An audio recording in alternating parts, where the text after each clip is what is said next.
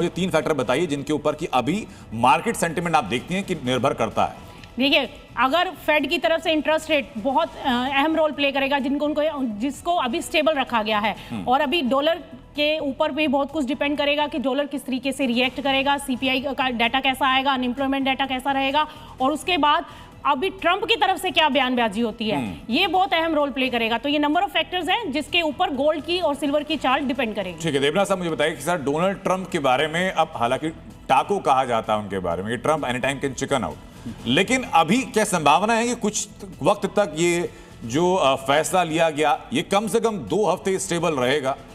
अनंत, ये अब 2 महीने 2 साल तक स्टेबल रहेगा। ये उम्मीद करना कि अब बॉम्बिंग फिर से 2 हफ्ते के बाद शुरू हो जाएगी, इसके चांसेस बहुत कम हैं। तो जो लोग मार्केट में इन्वेस्ट कर रहे हैं, कॉन्फिडेंट फील करना चाहिए।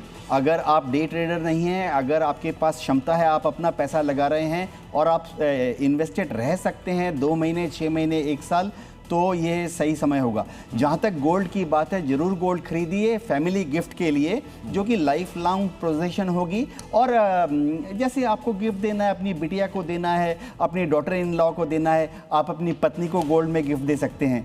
तो वो गोल्ड परिवार में रहेगा अगले 10, 20, 30, 40 साल तक के लिए।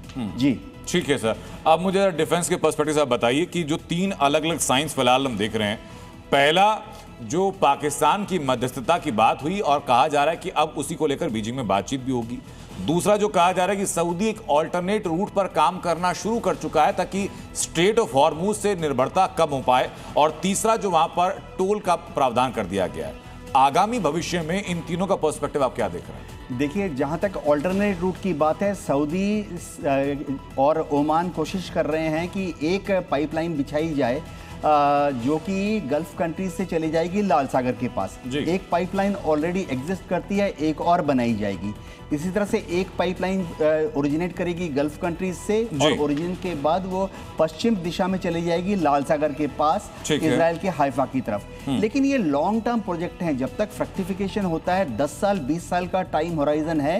इन्वेस्टमेंट जो है जो लॉन्ग टर्म विजन है वो शॉर्ट टर्म में कोई फायदा नहीं देने वाला है। यानी अभी अगर तात्कालिक तौर पर देख रहे हैं 5 साल 7 साल के लिए, तो जो डिपेंडेंसी अभी स्टेट ऑफ हॉर्मुज पे है वो जस की तरह संभवतः बनी रहेगी। बिल्कुल, मुझे सर यहाँ पर ब्रेक के लिए रुकना होगा। बहरहाल बहुत बहुत शुक्रिया आप सभी लोगों का चर्चा में शामिल होने के लिए।